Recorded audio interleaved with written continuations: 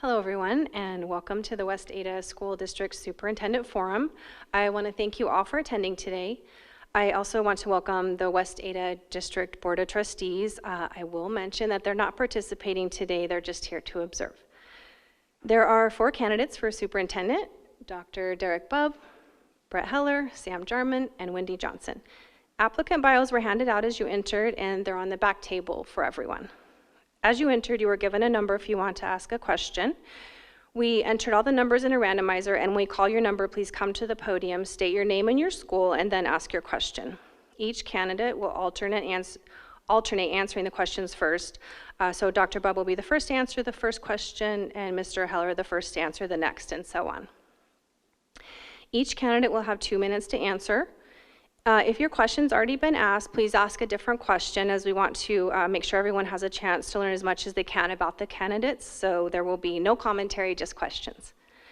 I would also like to remind you that in accordance with the Equal Employment Opportunity Act, the district must provide equal employment opportunities to all persons. As such, please do not ask questions regarding the following: race, color, religion, creed, national origin, sex, gender identity, sexual orientation, age, ancestry, marital status, military status, or citizenship status.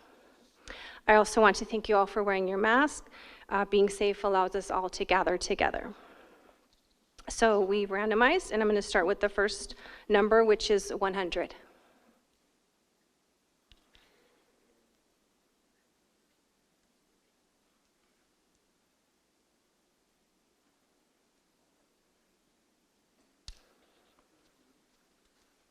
Good afternoon, everybody. This year, our staff has made huge improvements in the way we educate and support our students and serve our community. Providing one-to-one devices, updating our networking infrastructure, learning new applications and instructional models are just some of the many luscious challenges our staff has had to face this year. Unfortunately, it took a pandemic for the district to implement what some have asked about for years, largely due to funding from the state. So how would you sustain and cultivate these new effective practices to ensure that current and new staff continue to have and utilize them?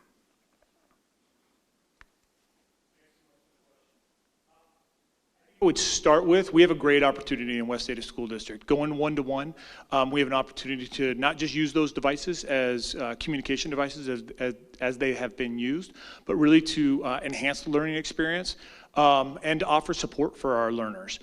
To start with that, we really have to be able to offer some real clear professional development and that next level professional development. What that looks like could be many different things.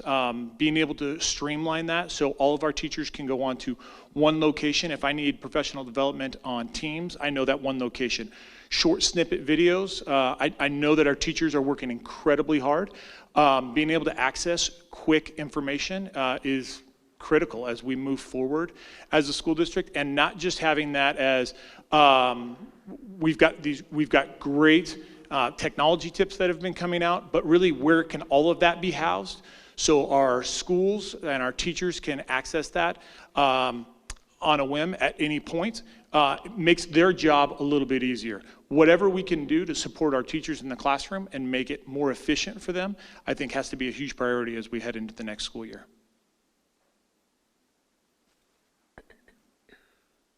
Well, going off of what Mr. Bubb added, I think one of the things that we need to talk about is how does technology play into our long-term vision as a district? And so when we think about the West Ada Way, and we think about the work we do with professional learning communities, high reliability school framework, how does technology play a role in making us stronger, making us better? We certainly have talked for many years about a competency-based system of education, a mastery-based system of education, and we got a lot closer this year than maybe we thought we would get, only because we've had to leverage technology in a way that we've never asked our teachers to leverage technology. And so that has to be part of it. We also have to be willing to really think about what is the right device for our students? And we've been having some conversations within the technology team regarding what are the things, the devices that we need for West Ada that will allow us to continue to have a sustainable model. When you talk about a school district with 40,000 students, every device, every savings we can have in a device is going to generate an opportunity for us to sustain that problem or that issue over time. So I think it's reevaluating everything we do, but also always connecting it back to what we want to accomplish as a district, that technology is a tool to help us accomplish our educational goals as a district. It isn't the focus, it is the tool to help us get to our educational goals as a district. Thank you, and it's good to be with you. I would just echo what has already been said. I would also add that with technology being the tool, it's that accelerator that will help us to better meet those needs of our students. With the high reliability schools, you have at that level 5 the opportunity for those students to move in a way that is most advantageous for their learning. And so the technology is going to help to move them forward and be that accelerator. But I'm going to go back to the PLC piece and not just high reliability schools, and just remind all of us that you as the teachers are the key to the success of our student learning. And so we do need to provide you with the professional development that will help you to be the very best teacher so that the learning can improve for our students. And I just appreciate the effort that has been made during this COVID year by so many teachers to go way beyond what has been asked of you, and just encourage you to continue with the things that you found worked with your teacher team as to be the success of that technology use. And thanks again. Good afternoon, everybody. Thanks for being here, especially after you've worked a long day with kids. So I appreciate you being here. And hopefully you'll learn some interesting things about each of us. So the good news is that our teachers have been given tools that, like, I wished I would have had when I was a teacher. I know I wrote tons of grants in order to get technology integrated into my own classroom.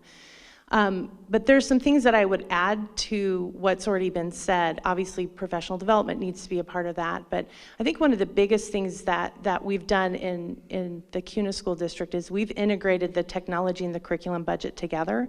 And so then collaboration happens when you give shared funds. And because in today's world, you know, the old days where you had curriculum and then you might have technology, they are one and the same often. And so working together and planning from that perspective is really important.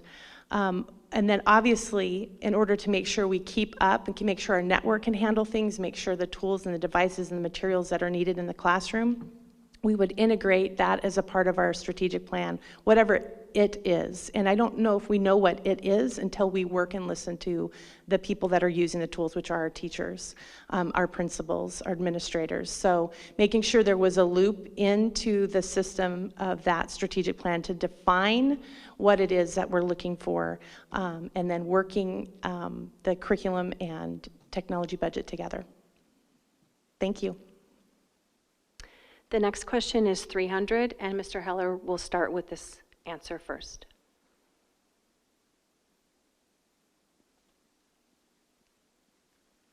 I'm Camille Hammond. I work here at the district offices, and I am the secondary ELA academic coach. The first question came from Jeremiah Brown, and I believe he's at Prospect Elementary. Okay, so my question is that, yes, I'm sure that you're going to hear a lot about COVID, but what do you believe your role is in a crisis situation? Well, thank you, Camille. So first, when we talk about a crisis situation, I think it first depends on the type of crisis, but our district administration team, our executive team serve on the crisis response team. It is our job when there are those crises to be out there, whether it's a command center situation where we're helping and finding ways to help the staff. Ultimately, our job is to make sure that we are helpful to the process that's being gone through in that crisis, not in the way of what's going on in that crisis.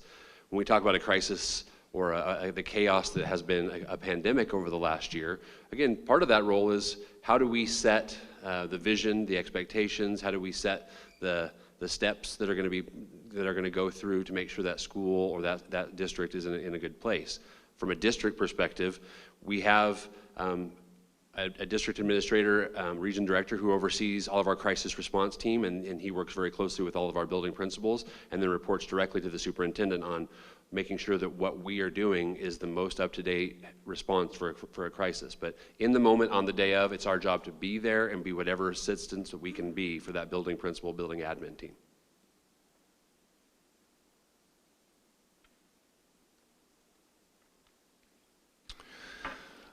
The role of the superintendent during a crisis is, as has already been said, is one of a support and one who is communicating not only with the people who are involved in the crisis and getting the information from them, but it's also communicating back to the Board of Education and making sure that the board is fully informed of what is happening, because in many cases, board members are the ones who are getting calls from the public.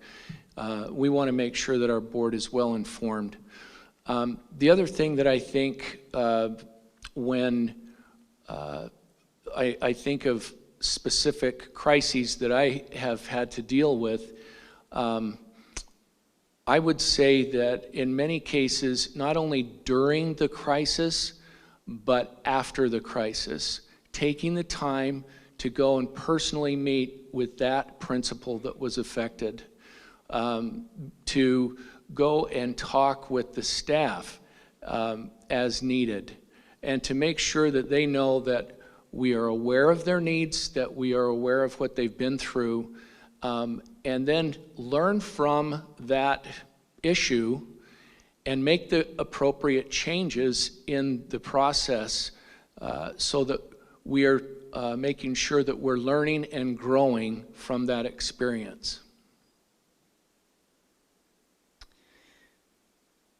I don't have much to add to that other than to add knowing when to tap into the talents of the experts that are at our fingertips. And I'll give you an example of that.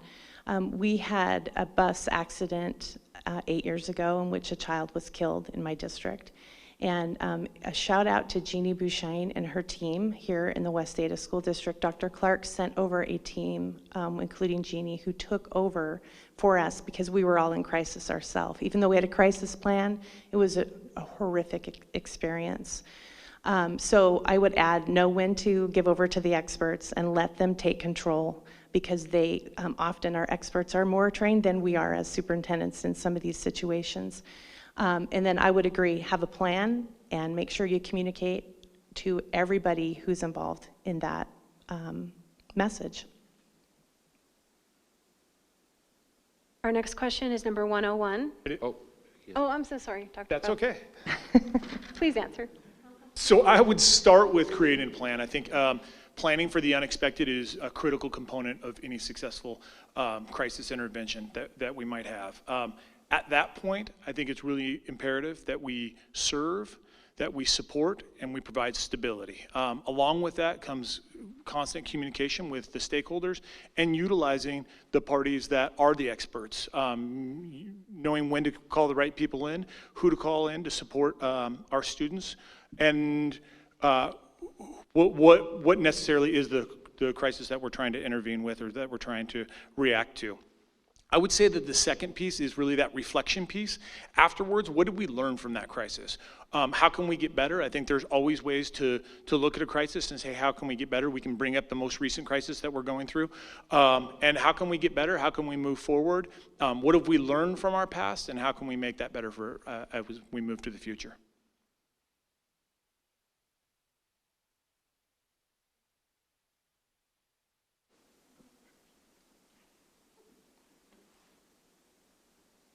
And Mr. Jarman, you'll answer first this time. Hi, I'm Marcy Horner, and I'm working here at the district in planning and development. We live in a rapidly growing area that affects everything from class sizes to the need for new buildings. How will you help facilitate that growth and manage the district as we continue to grow? Great question, and thank you. It's interesting to be here with you and yet to be serving in a district that is very similar to your district.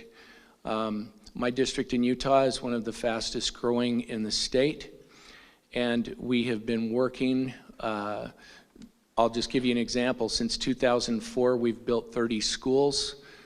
We have remodeled many of our schools, and we have successfully passed 2 different bond elections.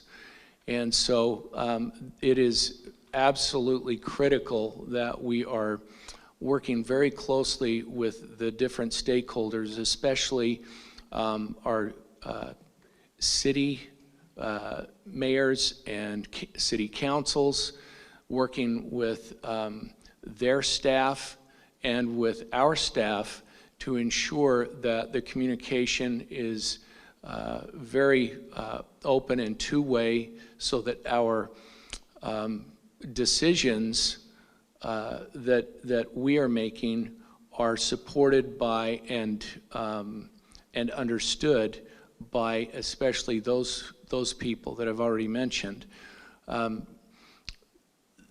That is one of the most important things that we can do, is to get it right where we're building our schools and how we are building them and what size they are.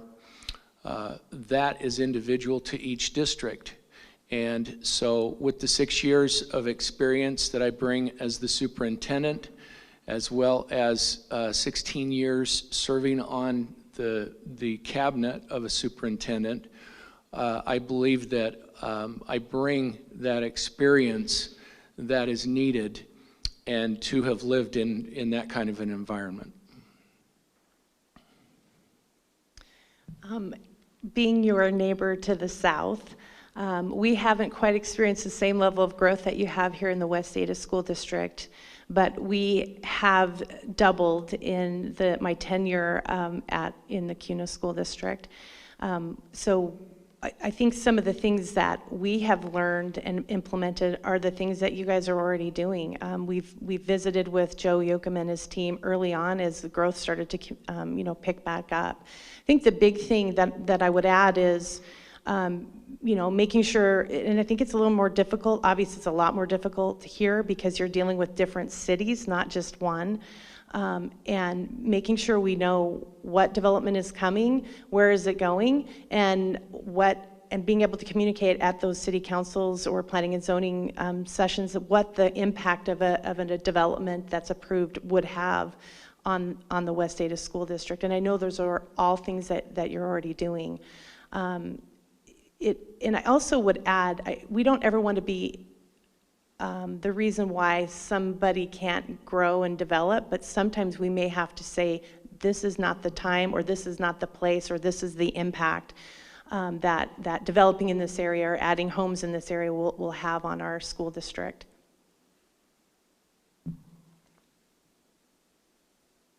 I would start with developing relationships with our community groups, with our city council, with our community politicians, so they can help with that city planning. And where are we at with the city planning?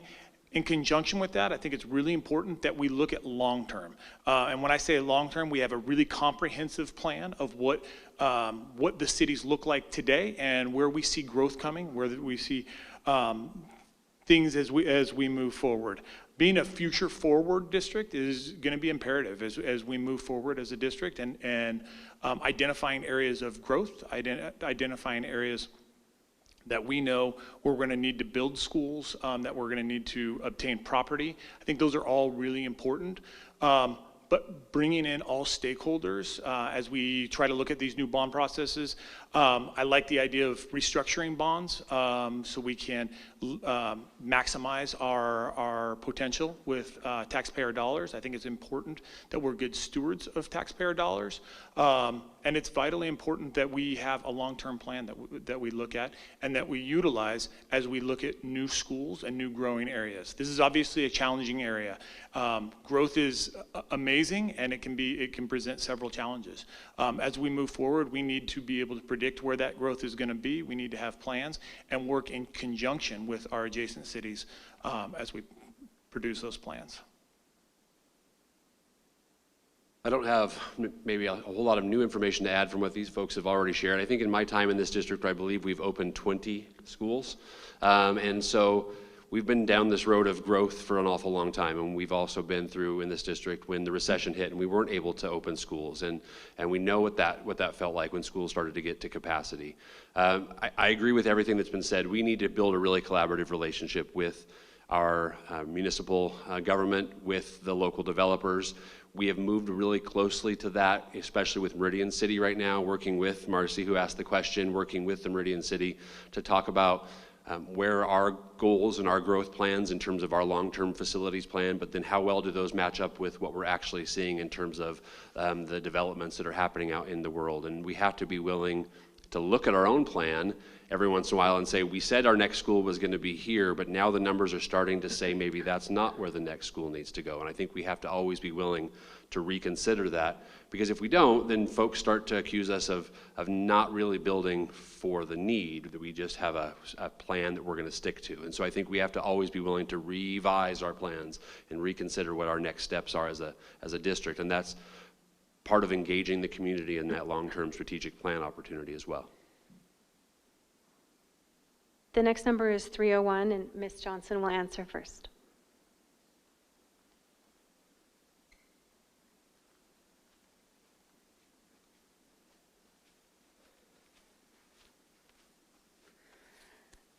Good afternoon.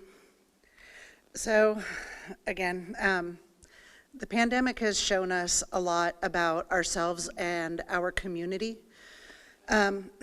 One of the things that we have seen is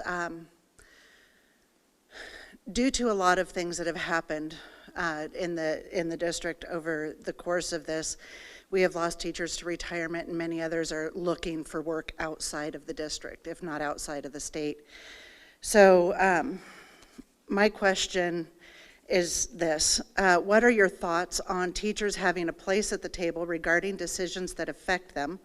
The narrative that teachers trying to take care of themselves don't care about the students, and that in order to truly put the students first, the staff must be well taken care of. Thanks for your question. I guess I'm going to answer a lot of these questions from my experience, and I 100% believe that teachers and staff should be at the table from the beginning in any planning that we're doing. For example, in our plan for reopening at the beginning of the year, we worked on that plan really starting in late spring, and we had all stakeholders at the table.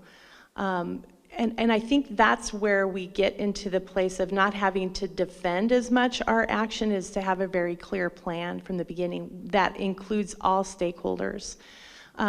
So teachers, staff, parents, administrators, all the people that are going to have to either execute that plan or actually live with the results of that plan. So I think we've done that well in the CUNA School District, and the reason why I think we had very little issues, like the same kind of problems or challenges that the West Ada School District did, is because we did have everybody at the table. Now I didn't live West Ada's story, and so I don't know if that happened or not, but I really think with any big implementation, any big change, we need to have everybody at the table that can not only be proactive in making sure certain things are a part of a plan, but can also help us message the plan, like, hey, we actually thought about that, here's why it won't work, because we have key people that can explain those things to others. And I do think, to your other point in the question, I think we absolutely as a district should be promoting the health of our employees. If our teachers and our staff are not well taken care of, or they don't feel good about being here, then kids aren't going to be taken care of. So things like wellness plans and all of those things are things that I'd like to investigate to help our teachers, especially on the other side of this pandemic.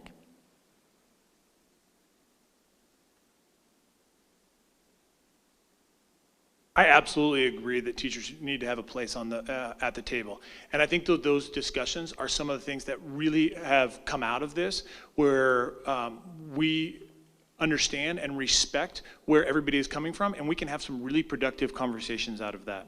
I think that the number one job of the superintendent is to listen to those conversations, understand those points of view, and be really intentional about holding those conversations. And what that looks like is engaging our teachers in conversations so we can hear what their perspective is, not just the perspectives that we want to hear.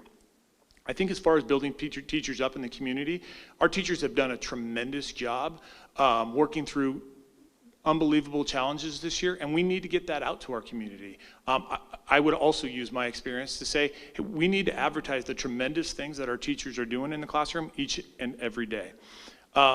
Regarding teacher impact and their health and safety, it has to be of the utmost concern. We know that student safety is our concern. We also know that teacher safety is our concern, and teacher efficacy is our concern. Working with our teachers, listening to our teachers, developing relationships with our teachers so they understand where we're coming from and we understand where they're coming from, I think is critical. It would be my goal to spend time with teachers, to listen to their concerns, and to make sure that we are providing an environment where everybody, students, teachers, and staff can feel at home and safe.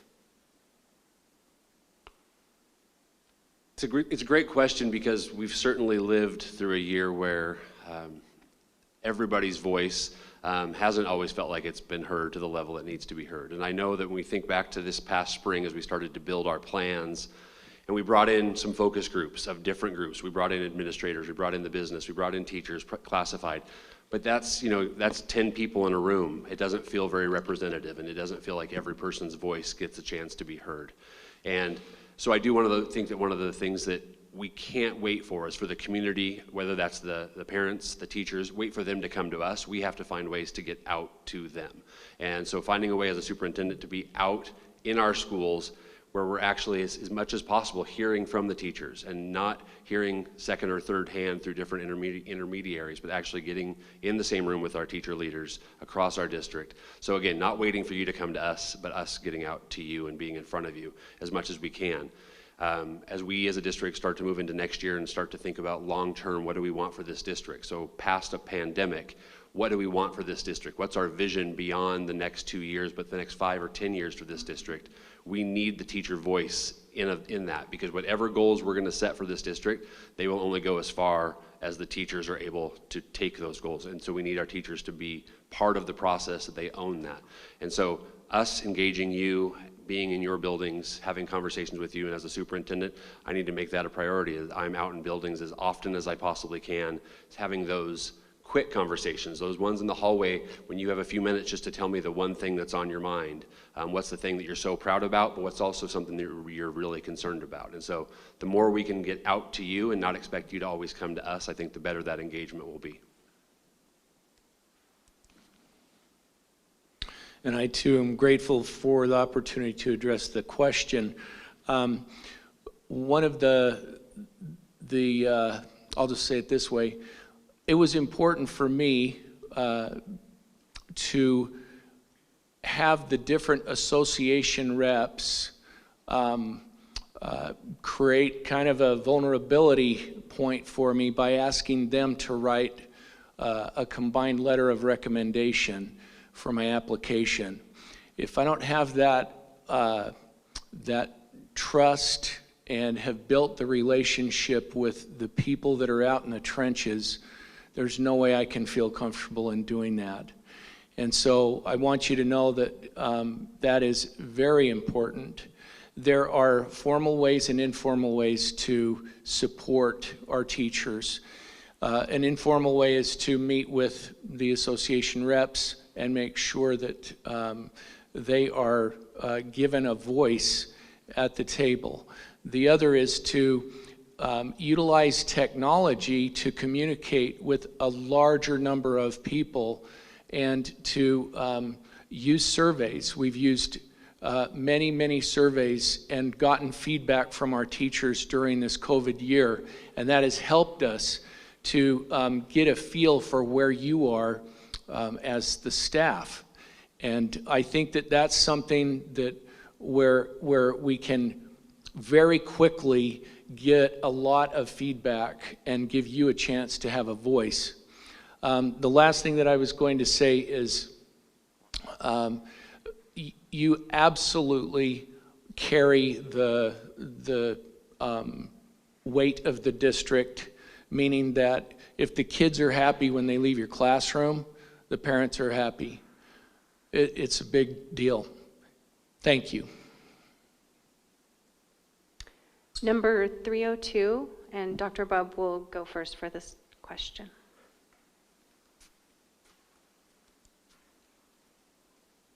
(302)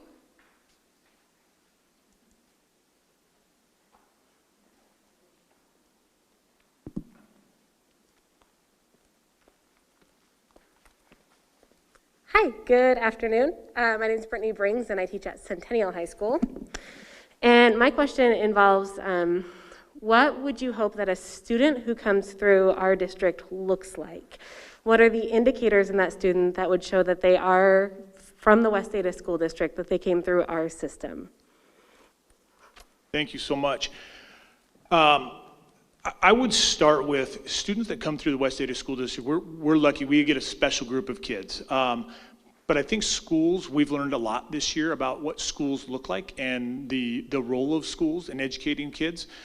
We don't just educate them in math and sciences, we really educate them as to be well-rounded community members. And so my expectation would be, we can look at go-on rate, we can look at math scores, we can look at English scores, but really I look at those kids that can excel in the arts, in the academics, in the athletics, and the activities. That well-rounded student who can balance all of those things and be able to be successful. Some of the things that are special to me and when I really look at our kids is the things that they are able to balance. We have spectacular co-curricular activities in which we have our band program out in the parking lot working on their items. In between practices, they're going out to football practice. And by the way, they're also studying for their AP Calculus exam. That is what really, in my opinion, defines a West Ada student. I think we can put systems in place to make sure those students are supported throughout. But being able to see that walk across the stage, there's nothing better than seeing those students walk across the stage knowing that they put a lot of time and energy in throughout high school, throughout middle school, throughout elementary school, and to get to that culminating point of high school graduation. I think those go-on rates are really important. I think our CTE programs are incredibly important. I think our military options are incredibly important for our kids, but really developing that well-rounded individual so when they go out to excel in the next world, that we know for a fact that we can look at those kids and say, that's a West Ada kid. My favorite question so far, so thank you for this one. I will say, for me, I'm going to go a little bit on this opportunity that question that you just asked gives us, and that is for us as a district within the first few months next year to do what I call start the work of developing a portrait of a graduate.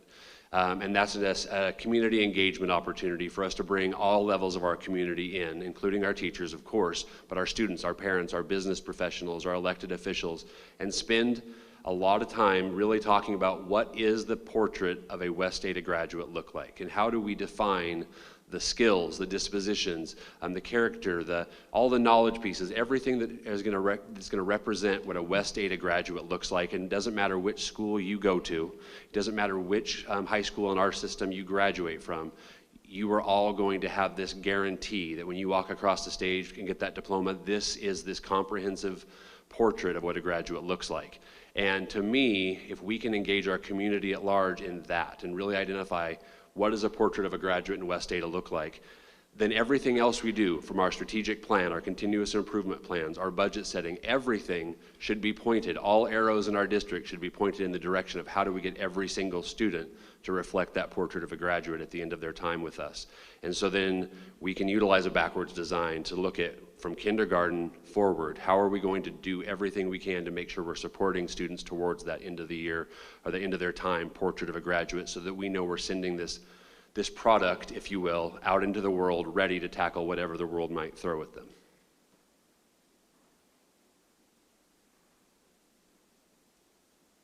I appreciate what has already been said, and just would add a couple of things. First of all, what does a graduate from West Ada School District look like? I would hope that they would be a good neighbor. I would hope that they would be people that we can trust to live by, and that they have the desire to be involved with the development of their community.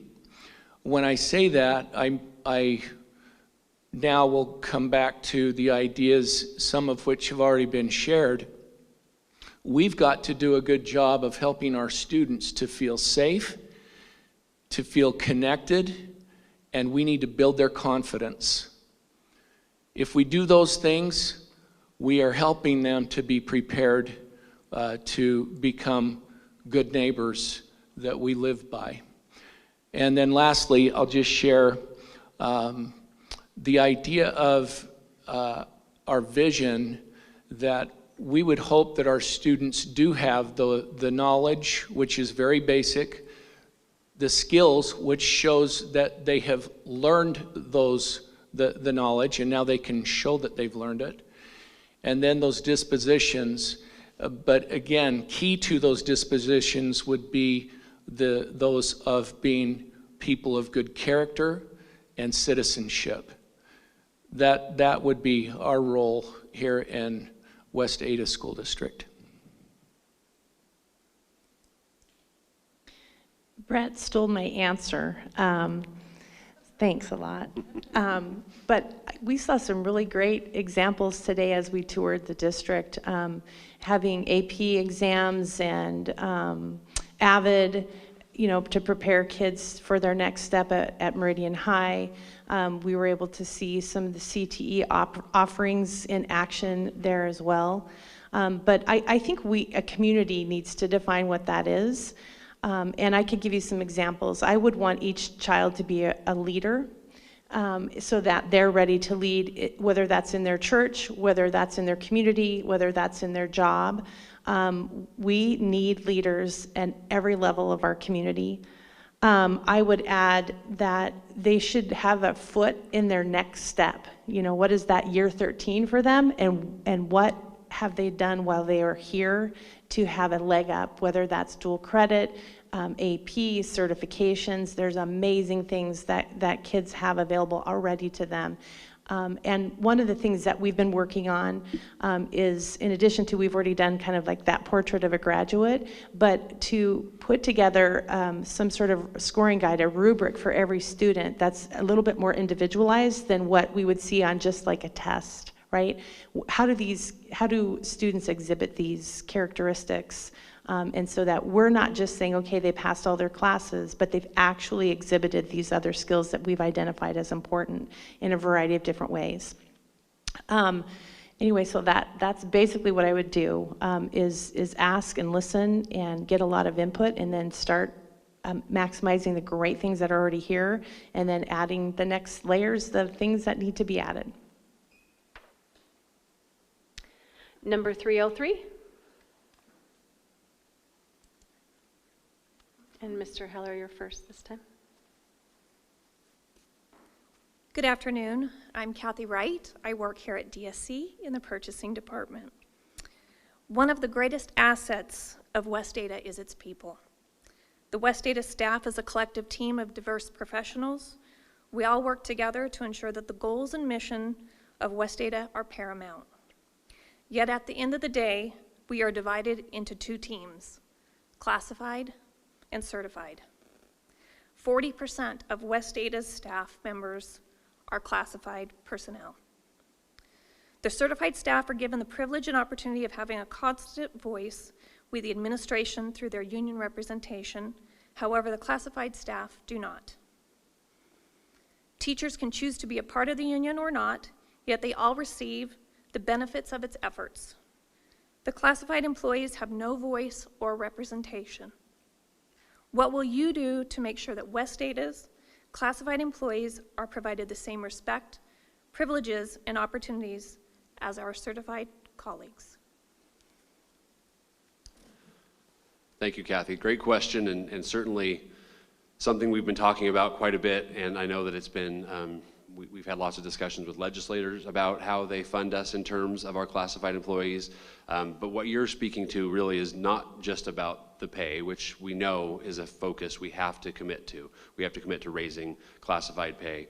But what you're talking about is having a greater level of voice in the process. And I will go back to this past spring as we were meeting with focus groups and talking about what our plan should be, and we met with classified folks.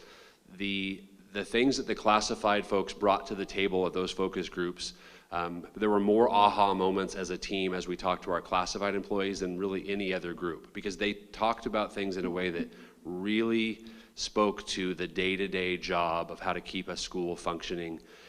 And that's because we all know that those classified folks are truly the ones every day who keep our schools functioning. And we know, and we've seen this year as we've seen our paraprofessionals trying to function during a pandemic, that without those folks, our schools don't operate, without our secretaries, without our purchasing folks who do amazing work for us. So it has to be a priority. We have to find a way to bring those folks to the table and find ways to engage with you. And so I think you bring up this idea of how we have our teacher association and how do we make sure that our classified folks have that same opportunity. I think we try to model it after the same structures that we have in place, and we bring together a leadership team of classified folks that are going to meet with us on a regular basis. So I would be more than happy as superintendent to meet with classified employees on a regular basis to not only talk about what's going well, what needs to be changed, but then actually to work with them on the great ideas they have to turn West Ada into a better place to work if you're a classified employee, regardless of what part of our district you work in.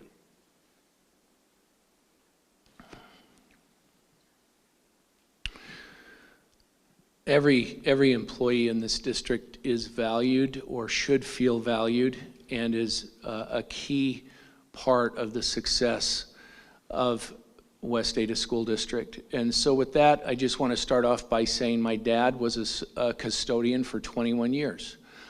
I want you to know that I have a great respect for the classified staff. I have, over the 6 years that I've served as a superintendent, I have met every month with the classified leadership. I support them, and again, I will refer back to that is why I feel very honored that the classified staff would be willing to sign a letter of support as I am now applying for this position here in your district. There is absolutely no question the important role that is played by our classified staff, and you should feel every bit as much valued as anyone else in this district. I'm sorry that the artificial barriers exist between the two classifications of employees, and it's strange sometimes how in any system we take how things are written in legislation or written in policy and start talking about people that way. You know, we do that with kids. You're a EL kid, you're a SPED kid, you're a whatever. You're actually just a kid who happens to have this type of role. I like my colleagues, good colleagues here, I would add that absolutely everybody needs a place at the table, whether the place is at the table is at the school or at a district decision kind of focus. But I think that starts by listening to everybody. I send out a newsletter to our staff every Friday. I don't send out one separate to our certified and our classified. It's KSD team.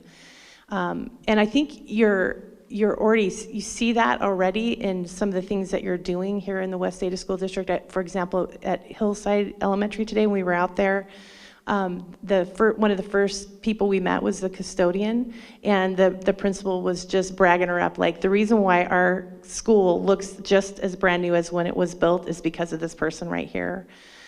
So I don't think it's asking too much to be at the table. And again, we have our custodians in our elementary help with our reading intervention plan.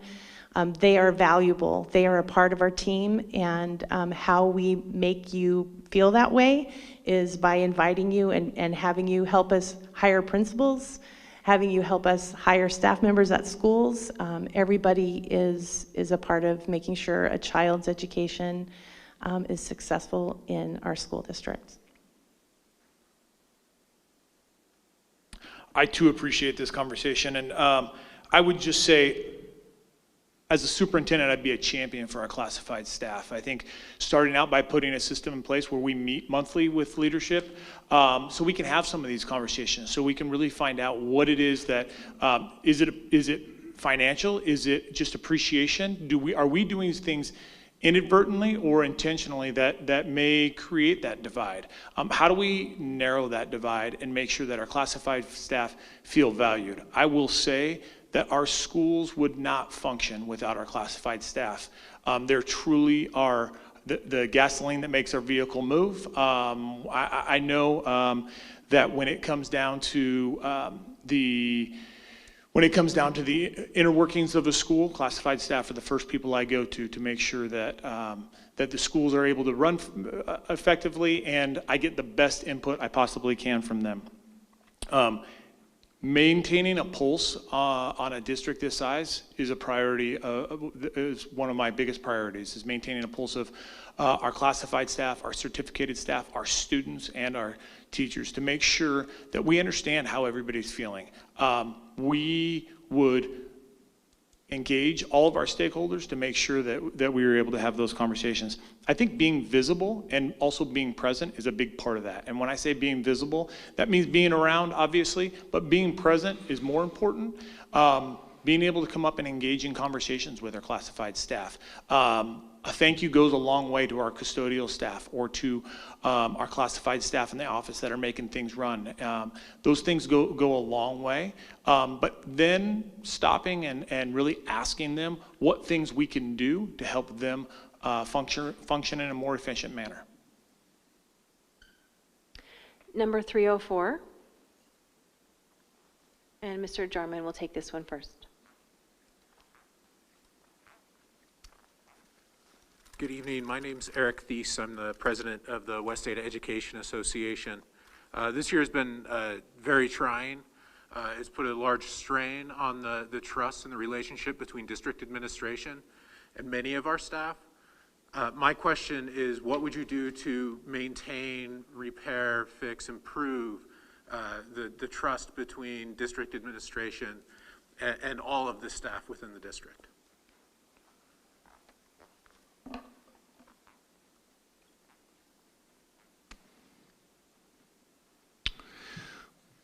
Eric, I think I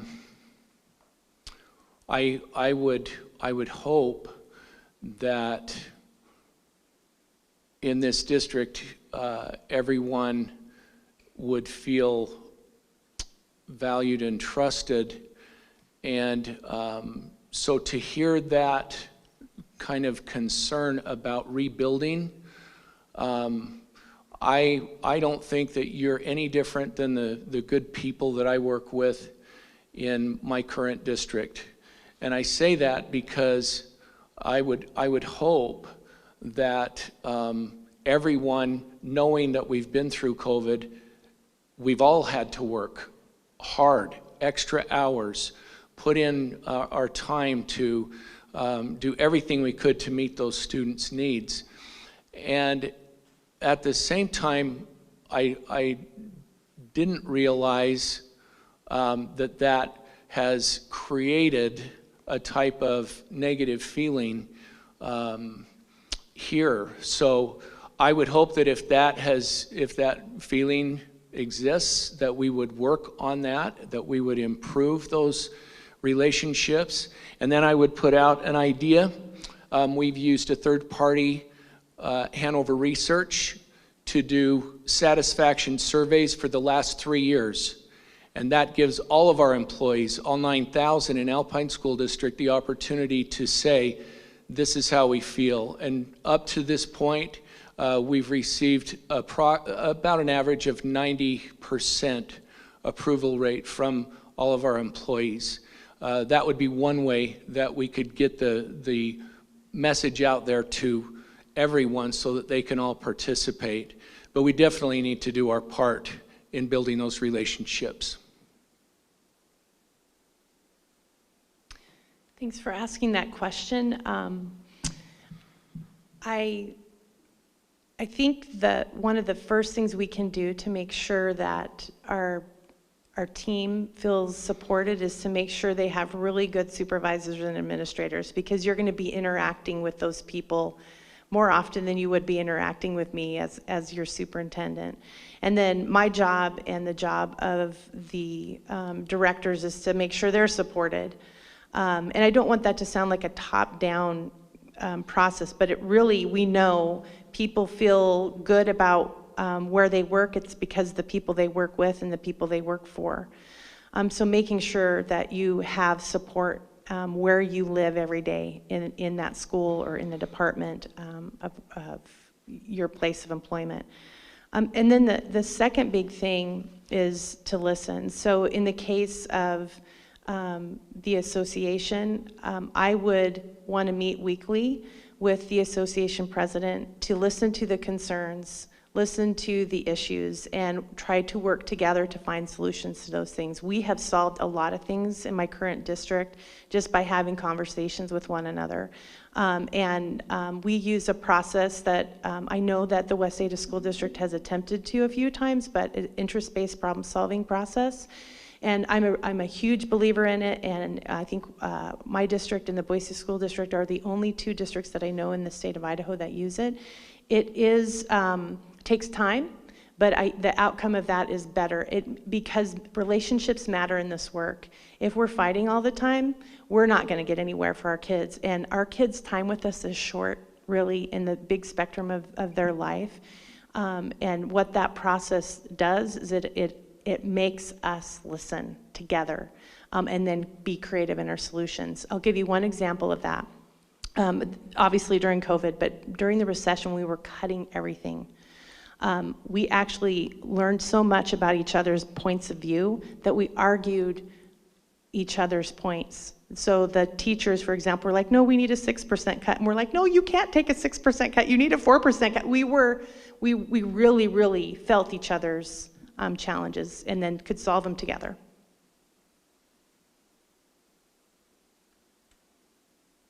I appreciate the question as well, Eric. And I think that as we look to rebuild trust in this next coming year, I think we need to understand why the trust was broken down. And I think that's a core component of this. As we move forward as a district, I think bringing in our teachers and listening to their side of things and where things broke down, I think is really important as we kind of overcome things and try to build that trust back up. I think the second piece to that is being proactive with some of these pieces. One of the things that I would do as superintendent is make sure that we had teacher organizations that we could come in and would meet with regularly, where we could build that trust back up, and we could build that trust back up within our schools. Equal representation across our schools would be an imperative part of that process, where we'd have representatives from each of the schools. represent the schools come in and talk about the things that we're doing in our schools, talk about the things that they feel like there's some mistrust or there's some distrust, and what can we do differently? I think being able to have those conversations is a key component as we move forward.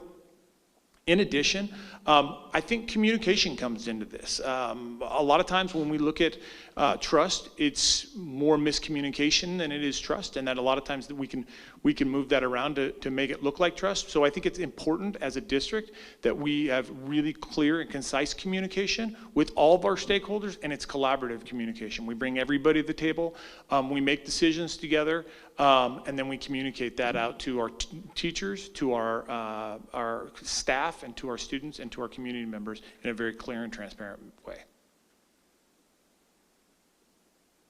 This past year has certainly provided us with some challenges, and Eric, you and I have worked very closely together, and I guess I would say, back to what Dr. Bubb said, we need to understand the why. We need to understand where they're coming from. We need to understand what the concerns are. As we've surveyed staff, the challenge sometimes is a large portion of the staff feels this way, and a large portion of the staff feel a different way. And when we get to a decision, back to the communication piece, we need to make sure we're really clearly communicating the decision and the why behind that decision.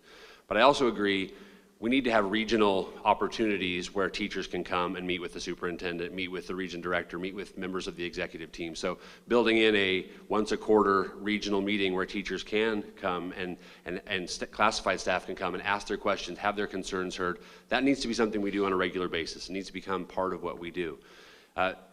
More regular meetings with our association. This year, our association president was also taxed to a level different than we all were. He was so busy meeting with his individual teachers and his teams at the different levels that even his time to meet with us was difficult. But getting back to a weekly or at least every other week meeting where we can find out what's the pulse out on the street, what are you hearing, what are the concerns that are coming up that we need to identify, and then sometimes the challenge is identifying if that concern is a legitimate issue district-wide with our size, or if it's a specific school, specific situation that needs to be intervened upon. But we have to be good listeners, we have to know when to ask the right questions, and we have to be available for those conversations. So that's all the numbers we've handed out for this evening. At this time, since we are not at the end of our time limit, I would ask if there's anyone who hasn't had the opportunity to ask a question and would like to go ahead and come up. If not, we have pulled some questions from a survey we sent out last month, and we will ask those. Is there anyone who would want to ask a question at this time? Okay.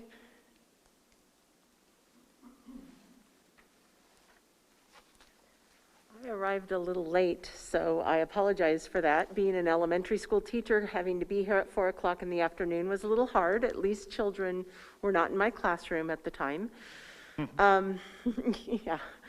So I guess this is an odd question. I've heard many of you saying you would like to work on developing relationships with staff members of the schools, which is awesome. And that's one thing I'd like to know how maybe you would exactly go about doing something like that. I've heard a few little things, particularly from the two of you and then in this last question. But that is a really important aspect and something that I think you're hearing needs to be worked on. The other question I guess I would have, maybe you could ask too, would be, why do you want to be superintendent of West Ada School District? Thank you. So I'll answer the question about why first.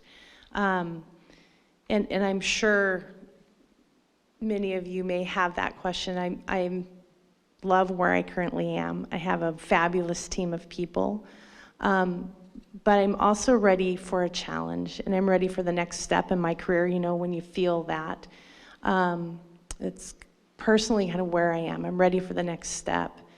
But I think an even more important question is the amazing people that I've worked with over the years from the West Ada School District and have helped us. I mentioned Jeannie Bouchain. I would take a shout out to the wonderful Jonathan who's out there, who's helped our business manager get started and helped support her. Joe, I mentioned, has helped us, and I have those same fabulous people in CUNA, but I want to have a bigger impact. I want to add to the legacy that's here of the great people. So that's really why. To your other question about building relationships, how you do that in a big district is very different. I know almost every single employee by name in CUNA. I've taught many of them, their parents, lots of the kids.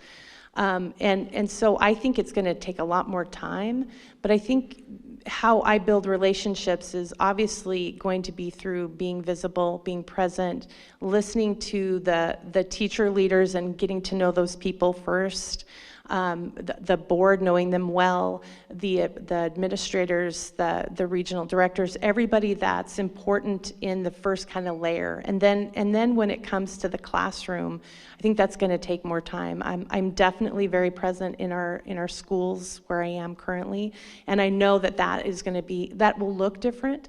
But I'm not a person that stays in her office very much. So building relationships by just getting to know and observing and talking like we did today in the 3 schools that we visited. Thank you.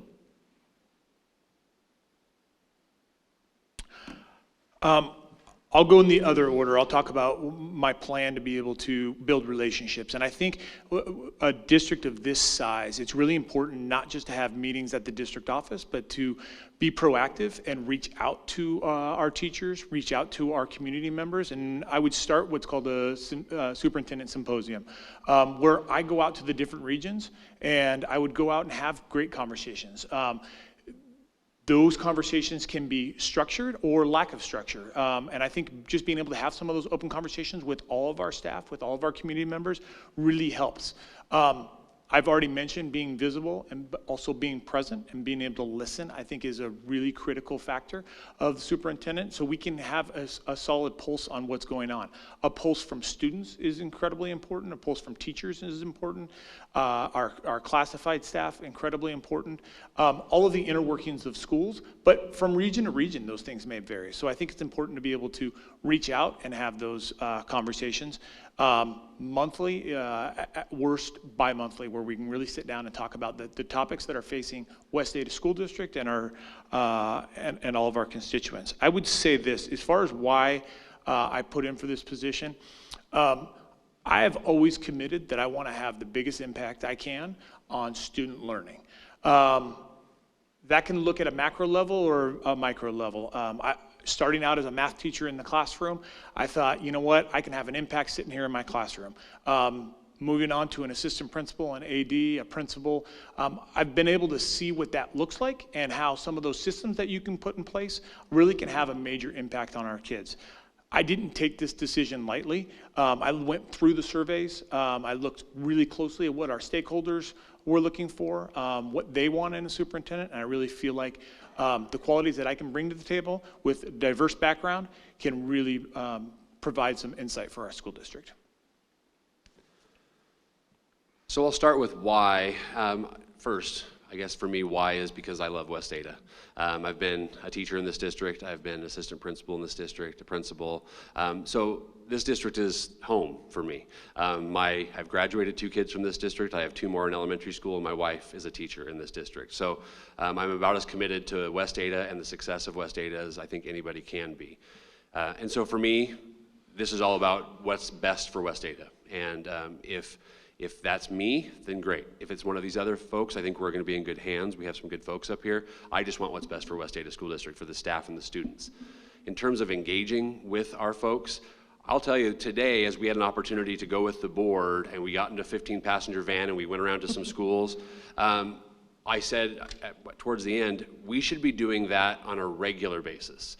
We should be piling into a van with the executive team and the board and going to the different schools throughout our district as often as we possibly can. Because we all need to be seeing what's happening on the ground floor, what's happening at the shop floor level in our schools. And if we can see that on a regular basis, then we're gonna make decisions back here at the boardroom and at the executive room with that on our minds, and we're not going to let other things start to become the priority. I actually put up a sign recently in my office, that just typed it up and stapled it to my wall that says, "Don't forget, this is all about kids." Because I think there are times when we at the district level, executive level, if we're not careful, can forget that this is all about kids and it's all about the teachers who serve those kids. And so we have to find ways to be creative and engage not only just the executive team, but the board to get out into our schools as often as we can, just to be there, see the challenges, see the successes, celebrate with folks, but also find ways to help them when there's challenges that are certainly facing them on a daily basis.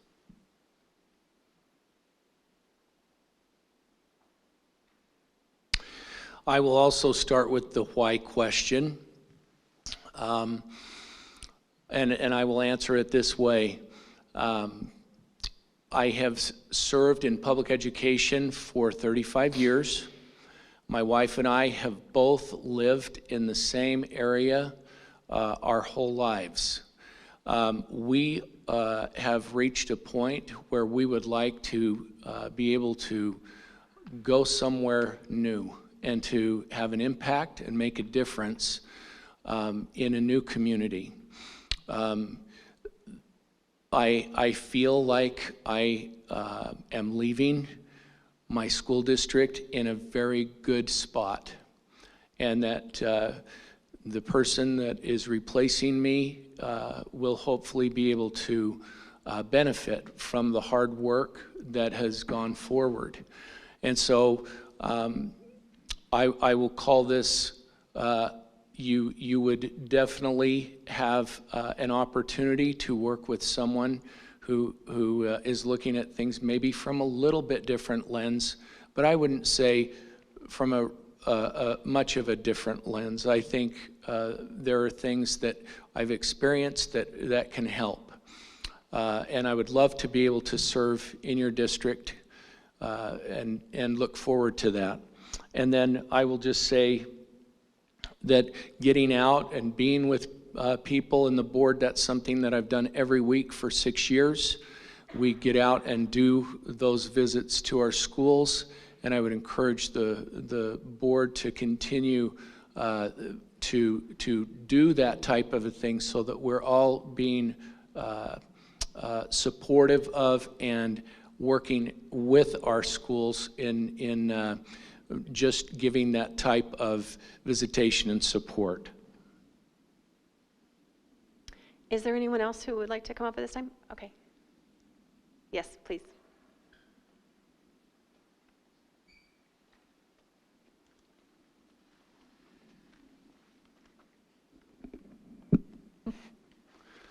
Hi, Greg Felton. I'm a teacher at Pepper Ridge Elementary. And what I would like to know is this. Recently, I was given an estimate on the value of my house if I was to sell it today. A realtor very anxious to sign us up. And it's almost quadrupled what we paid for it. How are we going to attract the best and brightest teachers if they can't afford to live in, to take Brett's reference, if they end up living in a van down by the river as opposed to a reasonable home? Yeah, thanks for that question. I think I think we really, really need to look at how we're going to attract teachers. I think one of the things that has maybe a positive of COVID is the opportunity to look at some of these virtual job fairs, being able to recruit people outside of this local area and bring them to Idaho. A lot of people obviously want to move to Idaho. What we need to do is we need to be able to not only recruit great teachers, but retain great teachers. And to be able to retain great teachers, I think we need to look really strongly at our salary schedule to make sure that our teachers are compensated appropriately. As cost of living goes up, as home prices go up, everything goes up. We need to be able to match that. I think as we look at, watching the board meeting the other night, I think there was some strong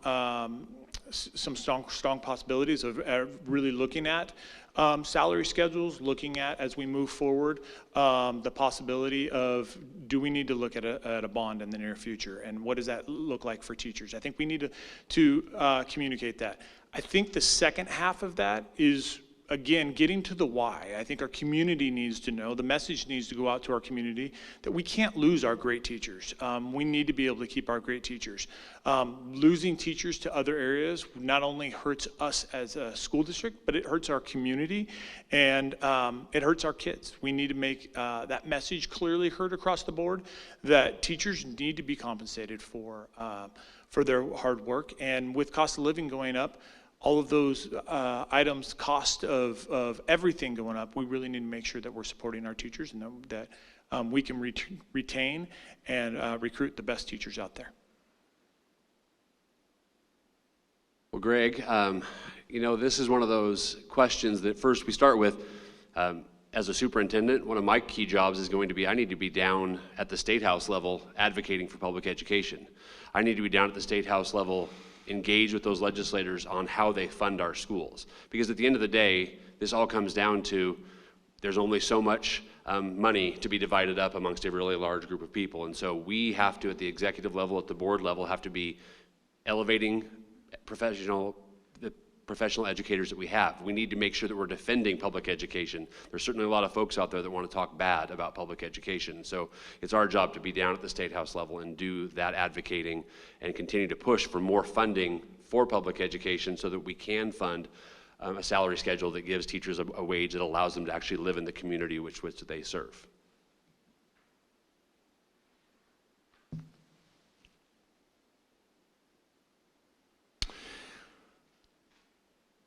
I guess I would respond similarly to what's been said. The value of our homes is something that none of us have control over. That is something that happens because we're in a growing area and people want to come here. And so I guess I would respond in this way. I agree with what Brett has said, that we do need to lobby our legislators and help give them the information about what it is that we are able to pay our teachers, and hopefully they can then come up with additional funds. The thing that I hope we understand is that the more our homes go up and the more taxes are paid, the more dollars are created in the budget. And so by doing that, hopefully we are in a position that we could put together a 5-year plan and with the board set the goal so that we could come up with a realistic and structured improvement in the salary structure that exists here. And then if I could, I'd like to clarify something that I said in the last question. I apologize. When I said that each week we go out and visit schools with the board, you can only take a certain number. So in this area, we could only visit with 2 board members. You can't take a quorum to visit a school. So I just wanted to clarify that. And then that way, every week, at least once a week, we're able to go out and be with schools. Hi, Greg. I think I went to graduate school with you, if I remember correctly. Hi. Good to see you again. It's been a while. I'm glad you asked that question because we were actually talking about it today. Worried that not only teachers, but all of our teammates are getting priced out of the area in which they live. That's even happening where I currently serve. We have, like, for example, our association president still rents, and she's been a teacher for 9 years. So I agree with what's already been said as far as advocacy. Down at the State House, I'm there testifying in favor of salary increases. And I think the other piece of that is that we need to tell our stories. Unfortunately, some of the negative ones right now. I shared this today. We have staff members that have moved to Marsing. And not that Marsing's a great place, but it's not really close to CUNA. And if people are starting to move outside of our community, it'll be just one step before they decide to teach and work in that community. So I think we need to tell those stories. and put the pressure on the folks at the State House to continue to give us living wages. The career ladder, while I'm very supportive of it, and it is already behind, we're already behind. And then the other item I would add to that conversation is, what creative opportunities do we have to help our teammates with housing, if that's the biggest driving issue, if that's the biggest challenge. We've seen other school districts actually build housing because they've been in such a dire situation. We have a partnership with a realtor, for example, where I currently am, that gives a very huge discount to staff. So I think it's exploring some of those other opportunities as well for the short term. Do we have someone else who has a question?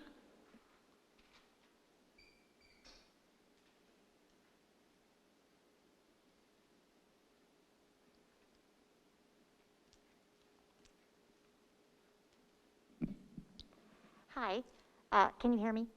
Okay, I'm Marianne Cavazos, and I am a 32-year veteran of West Ada District. I love this district. We do a lot of things really, really well. In some areas, we have room for improvement. So I guess I would like to know, what would be your 5-year plan? What would be your goal for moving West Ada forward over the next 5 years? Yes, it is. So I mentioned a little bit about a few things, this idea of a portrait of a graduate, this idea of a long-term strategic plan. So I do think there's this opportunity for us to really dig in as a community around West Ada and think about what we want to become, and spend the time. Often what I've seen in districts is when they want to do a strategic plan, they want to do it really quickly. They want to get it done fast as opposed to spending time and doing it right. And so I think we have an opportunity here over the next year to 2 years to really bring in a large number of community members from all walks of life to build that strategic plan, to start identifying what are our long-term goals. And that strategic plan needs to involve everything. It needs to be, what's our long-term plan for facilities? What is our long-term plan in terms of our finance? What's the long-term plan for communication and community relations, for curriculum and instruction? It's all interwoven. And so to me, that's, over the next 5 years, we're going to be writing, putting together a comprehensive long-term strategic plan, and then we're going to be implementing that strategic plan. And within that plan, we're going to have yearly benchmarks where we're identifying if we're making progress towards that. And this isn't a groundbreaking idea. There are districts all over our country who have done this type of work. In Idaho, the idea has been this continuous improvement plan. There's a piece that we're required to do by the state, and that will still be something we're going to be required to do. But we can go much farther than that and do it in a way that really engages all parts of our community, so everybody feels like they have a voice and ownership of that. And for me, one of the big areas where we have a chance to grow is, how do we engage our community who do not have children in our district? How do we engage the community at large who don't have a connection to our district right now, and help to them to understand that there is value in public education, and here's the value that West Ada brings to your community. And to me, the only way to do that is to bring them in and bring them into owning our long-term plan. And so for me, that's something we're going to be spending the next couple of years on that will have ramifications for the next 10 years in West Ada.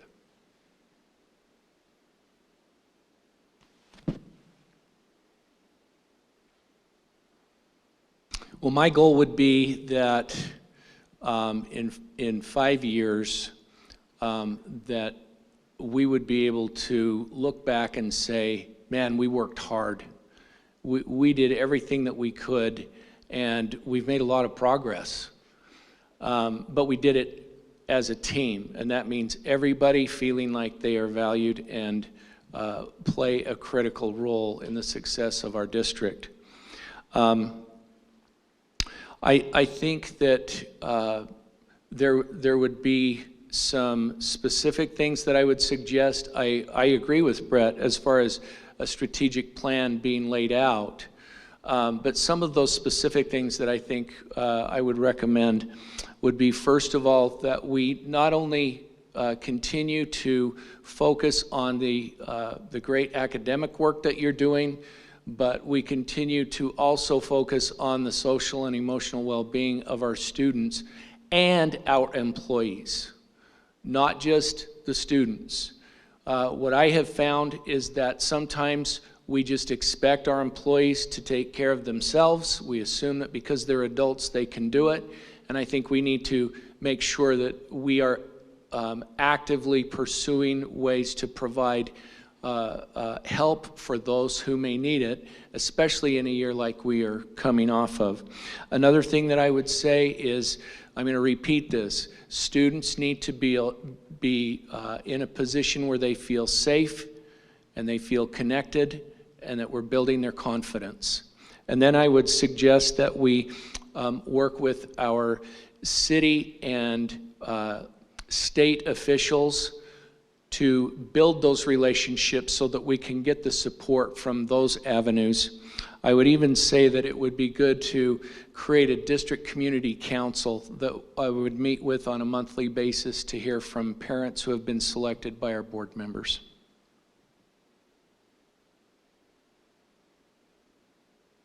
I echo the need for a strategic plan, and I would add a 10-year capital plan to that mix of conversations. Living year to year is really difficult. It's hard to see the forest for the trees, and so a strategic plan allows you to set big, audacious goals, right? And then chunk it out and work towards those things. And then it's flexible enough, you know, to adjust as you meet those needs sooner than maybe you thought you did, or meet those goals. I think that the thing that's imperative, though, is before we do any of that, we have to listen. We have to go on listening tours. I think I mentioned this to the board. Given what I've seen in some of the survey data and some of the comments that were included in that, the district needs to heal a bit. Parents are screaming and mad at teachers. Teachers are screaming and mad at parents. And the truth is we need each other, because kids need us on both sides. So I think we'd go out, we'd listen, we'd integrate some of those ideas, and then we'd put a group of people together that would co-own the plan. It's not just owned by the board. It's not just owned by me. It's owned by everybody, parents, teachers, staff, everyone. And getting it to that point, like Brett has said, it takes time to do it right. And one of the things that a couple of things that I hope would be included in that, as an example, would be what I've already stated about interest-based decision-making. We are not enemies. I used to negotiate for our school district, and you would sit in the table and you would fight it out, and then the next day you were supposed to work together. Well, that's not how our brains work. So being able to listen and problem solve together, and that includes at every level. And then the second thing that I would hope is in that plan is positive communications, telling our stories. There are amazing things happening in the school district that people need to know. Yeah, I would agree with my colleagues, and I would just look at that positive communication and really getting our story out there. I think that we have an opportunity ahead of us to get that story out there, so everybody knows the great things that are going on in our schools. And I think we need to meet people where they're at when it comes to that communication, whether that be social media, whether that be email blasts, whether that be in the general media. We need to get our story out, because there are some fabulous things going on in our classrooms. And they're really, really good stories. I think that as a district, we have an opportunity to move from good to great. In order to move from good to great, we need to be self-analyzing. We need to be self-critical. We need to be able to look at ourselves and say, hey, what can we do a little bit better? Yes, celebrate the successes, because we've had plenty of successes, but let's look at the areas that we can improve on. This is an opportunity as we move into the next 5 years to really look at ourselves and say, hey, what are our strengths? And along with that comes, what are our weaknesses? For a specific, I think we have an opportunity to look at ed tech and really personalized learning experiences for our kids. I think we're going to have kids that are coming into our schools, whether they're educated in West Ada or moving into the area. I think we're going to have kids that have all types of different needs as they come in. Ed tech is going to be a multi-billion-dollar industry over the next 5 years. People recognize that this is going to be kind of the turn of ed tech and being able to offer our kids opportunities where we really dig into what their individualized needs are will be a critical component over the next 5 years that we can offer our kids and our community as not only we react to COVID, but also as we move forward and we become these future thinking citizens in our area. Thank you. Do we have another question?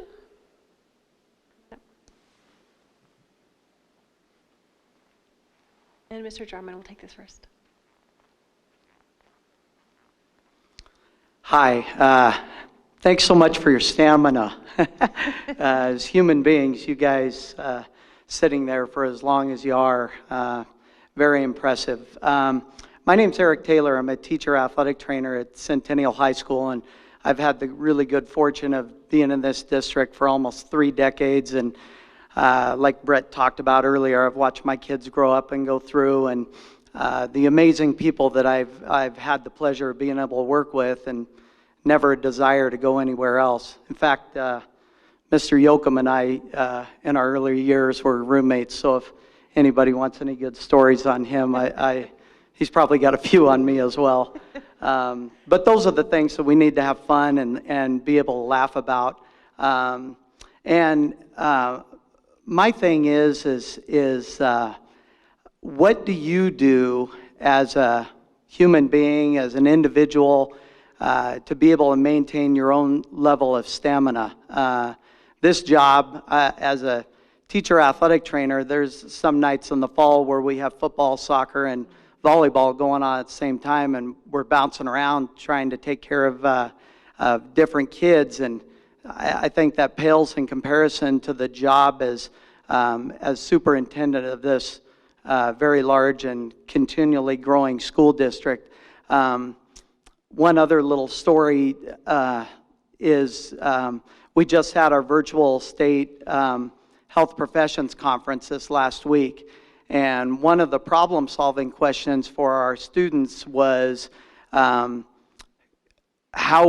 would you, as a high school student, create a training program for mental first aid for some of your peers that might be in trouble? And I think this last year really represents a lot of mental gymnastics that we've all had to endure and get through. And so in the end, my question is with having to get 5 a.m. notifications of possible snow days, getting down and speaking to the legislature, like you guys talked about, jumping on buses and being able to go and visit schools, what do you do for yourself in order to maintain your level of stamina that is, I would imagine, very, very important for the job that you're going to be doing? Thank you. Thanks for that question, and I'm going to answer it with my personal formula, and then we'll hopefully that will have answered it correctly. But the first thing that I would say is I enjoy getting out in nature. I love to backpack. I love to hike. Love to ride my bike. And I enjoy doing yard work. I like to go out and make things look good. And so the last thing that I'll say is I like working with wood. I enjoy turning things on a lathe, doing that type of thing. Those are stress relievers for me. But the most enjoyable thing I do, I'm Poppy to 14 grandkids. And I love to be with my kids and grandkids. My family's number one. You also asked about mental first aid, though. And I will say this, something that we have recognized in my district is that, again, we need to take care of our adults. And so we have contracted with 2 different groups so that those employees who do need help can go and get some professional help when it's needed. I have found that that has been something that our employees have benefited from greatly. And so I feel like that is something that we need to be aware of and to take care of the people that we work with. Thanks for asking that question, Eric. I appreciate you being nice and considerate of us too. People who've worked around me know I love to laugh, and I will usually make my whole department laugh just from something silly that somebody has sent me. So I look for positivity is my number one strength and the strength finder. So I think that by nature is helpful in this role.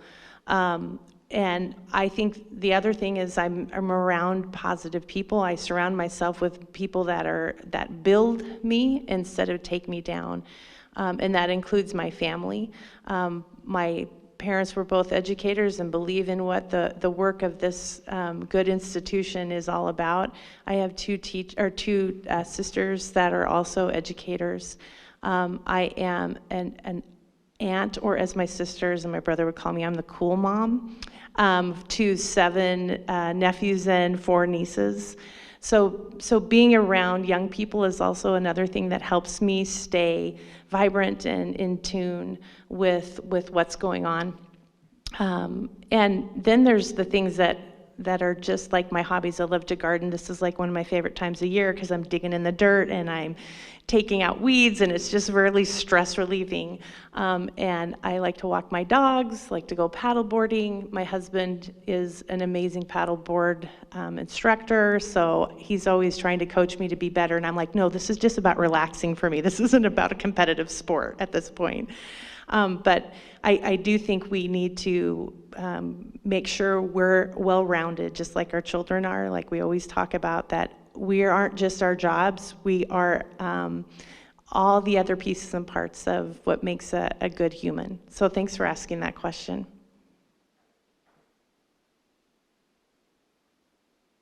Well, Eric, you and I know each other pretty well, so for this question, I will just say, as you asked the question, I had to reflect and remember what it was like before I was a principal at a high school going through COVID and finishing up my PhD. So that was a long time ago, it feels like. So I would just say this. My passion is being around kids. What I enjoy is going to a football game. What I enjoy is going to a baseball game. What I enjoy is going to a band concert. Those are things that, to be honest with you, that's where my downtime is. I had the ability the other night to go to our band concert at Centennial High School. There's nothing better than being able to sit down and listen to that and enjoy that moment without the pressures of the outside world. For me personally, what you would find me doing on a Saturday afternoon, I'd probably be helping my kids with volleyball. I have two daughters that want to play volleyball every single day, and so I'd probably be coaching them, working with my own kids, helping them to get better. Outside of that, I like to go fishing. I like to go hiking. Outdoors are what Boise has to offer, and something I really enjoy. Well, I'll first say that it was a very Eric Taylor question, because he definitely, when he asked it, he really wants to know what we all are about. And like many of these folks said, my kids certainly are a big portion of things. I mean, there are times where chasing the kids is actually more stressful than the other parts of my job, but they certainly bring me an awful lot of joy at the end of the day. When I get home tonight, they're not going to ask me how this went. They're just going to want a hug, right? And so that's part of what makes it great being a parent.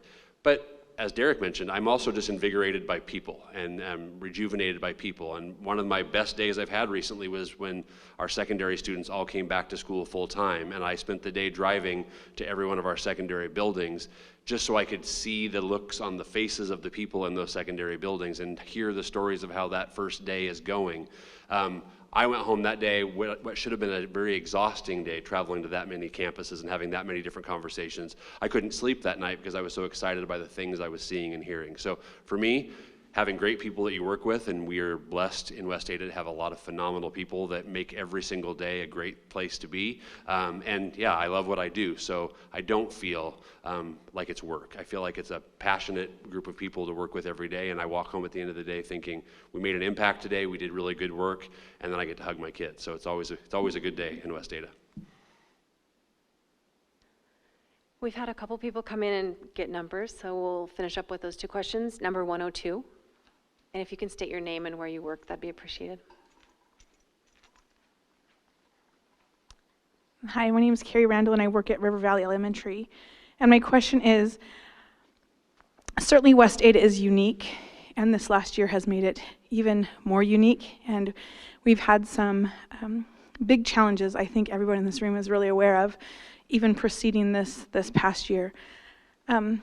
So no matter what your position is, how will you bridge that gap from what you've done in the past or what you're doing currently, and how you will handle these unique challenges and help us rebuild and repair what's really been damaged between the district and the stakeholders and just maybe our community, is my question.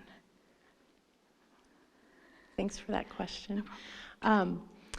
You know, the saying, absence makes the heart grow fonder, that's not true. We learned that this year. When we are not together, we don't do well, right? It's easy to, you know, make someone a demon, right, when we're not together. And so I think one of the biggest things that, and I've said this previous, is to really go on some listening tours and let people tell their story, let it out, and then help us to know what we need to do to fix it, right? So we know there are things that we can do as leaders by listening and hearing, but then there's also the other piece that I hope is a part of your plan. If not, I would definitely want to recommend that an employee assistance plan too, because this year has been really tough. So personally working through the things that each and every one of us probably needs to when we've experienced trauma like we have this year. So from the listening tours, I hope people would begin to share their stories, we hear them, and then we can start to go about fixing things. But we can't fix things if we don't hear and we don't listen. We can only assume what answers are. So I would hope within those listening tours, we would get some recommendations of what could be better too. There's a lot of other things I would add to that, but I think until we know, until we hear, that we can't do.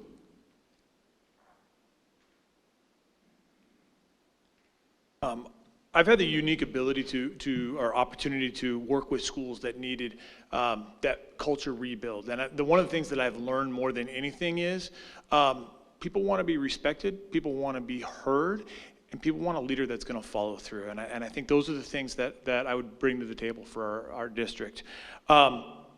Being a person that currently works in a building, I think I've been on the ground level to be able to listen to teachers' conversations, teacher concerns.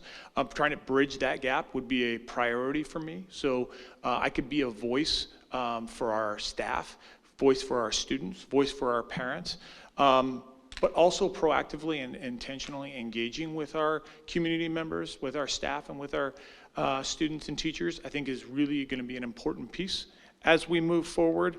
But we can't just listen. I think we need to put some plans in action. And we need a leader that's going to say what they mean and mean what they say. And what I mean by that is okay, how do we move forward from this? What can we do differently? How do we avoid these circumstances? How do we avoid this, whatever the feeling or whatever the reaction might be? How do we avoid these things in the future? And how do we, and what can we do to move forward?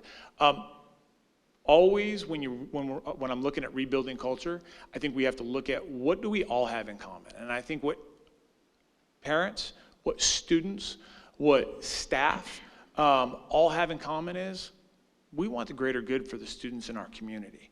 And using that as a building block is kind of that foundational piece to sit and say, okay, this is where we are at. We know we have that one piece in common. How do we rebuild? How do we recognize the phenomenal work that our teachers have done? I think is through listening, advocating, and really advertising the amazing work that we've done in West Ada.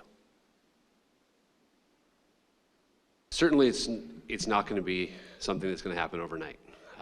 We're a large district, and so having those one-on-one conversations, because really, if we're talking about building trust or remending fences, that's going to start coming down to individual conversations with folks who really feel damaged, hurt, let down, whatever it might be. So having time to have those conversations.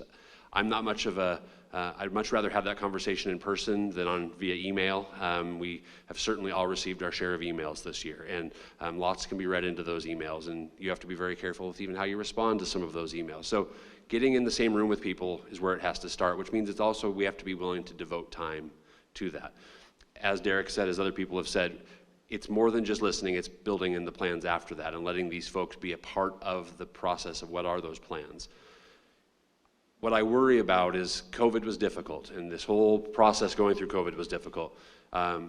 Where were we prior to that in terms of our feeling like we were an engaged community, and how quickly can we get back to that? And then not just get back to normal, but how can we use what we've learned during COVID to be better than we were?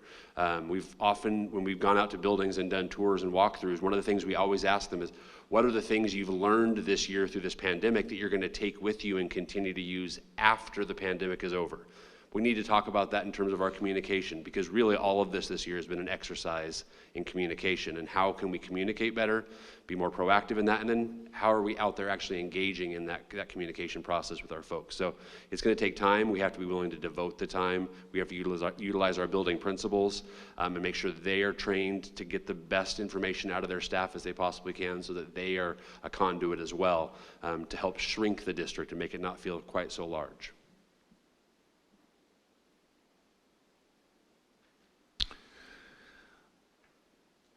One of the things that I've done in my district is to go out and sit down and visit with the feeders of each of the high schools. I do that 3 times a year. That gives people a chance to be face-to-face with the superintendent. It gives them an opportunity to be in a smaller, more intimate setting. And we've created, I believe, a sense of trust and built relationships that way. I think that is something that we can do to listen.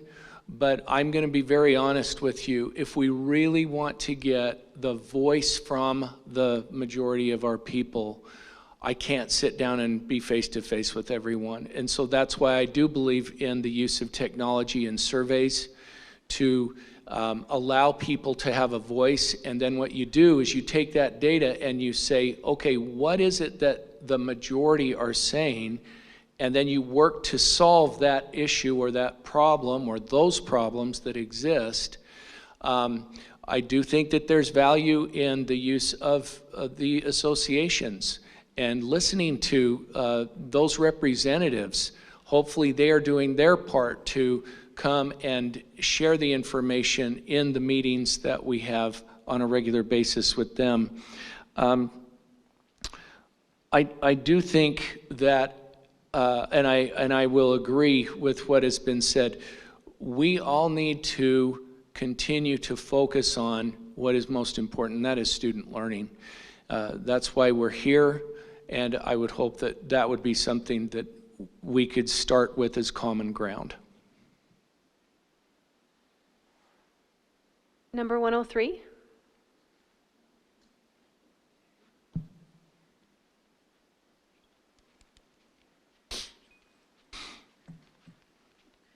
So I thought I'd take the opportunity to double dip into the question asking pool.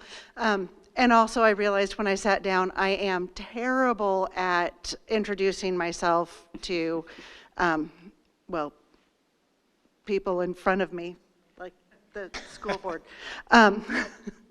My name is Kelly Reed Hoyer. I am a teacher at Rocky Mountain High School, and I'm a Spanish teacher. So while we're sitting here talking and listening to your responses to our questions, one of the things that occurs to me is that my children, when they were teenagers, thank goodness they're all moved out now, and I love the grandchildren stories, would say to me is, you just don't understand. And all I can say back to that is, I don't understand specifically what you are going through. I'm 46 years old. I haven't been in your shoes for a very long time, and it was different then. So my question to you this time around is how do we bridge that gap? Because it has been a while for many of you since you've been outside of the classroom. How do we help you come back into our shoes? What are the kinds of things that you wanted in your classroom, that you wanted the freedom to do, the ability to do? What were those things, and how would you address that with us? Systematically, I think the first thing I would do is meet with teacher groups and I will start by saying my own kids tell me consistently that I don't know what I'm talking about, so I totally understand that. But I think systematically, as I really look at West Ada, I think it's important to meet with teacher groups at every individual school to find out what the needs, because there's unique needs at every single school. And I think those can be fairly quick conversations, but it would start out with, what is the social emotional health of the school? Where are we at social emotionally with our staff? Number two, what's working? What do we need to hold on to? What are those things that we value? Number three, what isn't working? What are things that we probably need to look at, we need to change? And then number four, and I think this really provides some good input, is what recommendations do you have? If you were sitting in these shoes, what would you do differently? And I think looking at that, tracking that, I love the idea of surveys, but I think some of those personal conversations are really, really important. I like using both ideas. Obviously surveying staff, but surveying gives you great quantitative data. When you're looking at some of that qualitative data, I think it's really important to look at themes amongst staff, themes amongst our stakeholders, to find out, hey, what is it that we need to improve those relationships, to improve what's going on in the classroom? How can we support our teachers in a more effective way? I think one of the ways that we've talked about tonight is making our professional development more effective, more efficient. So next year we can really take off, and it's easy for our teachers to look at technology and move forward with technology, whether that be through Teams or whether that be using Pear Deck, or all the new tools that are coming out. That can be really overwhelming, but making sure we have a plan for our teachers and listening to our teachers as we create that plan is important.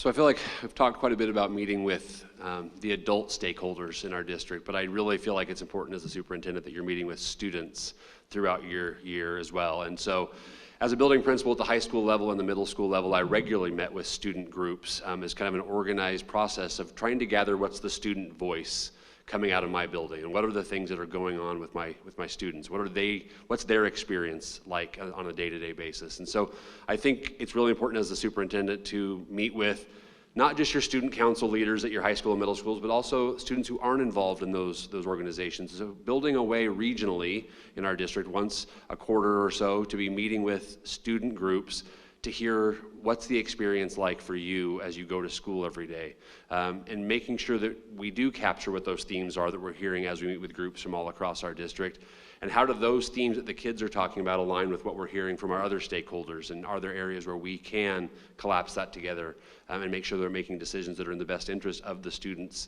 and the learning that we're hoping to accomplish with them. So to me, I think we often don't get in front of our kids enough to ask them the questions and make sure that we're getting into the minds of what they're living with every day. If they are really the product that we're trying to serve, we need to make sure we're spending time with them.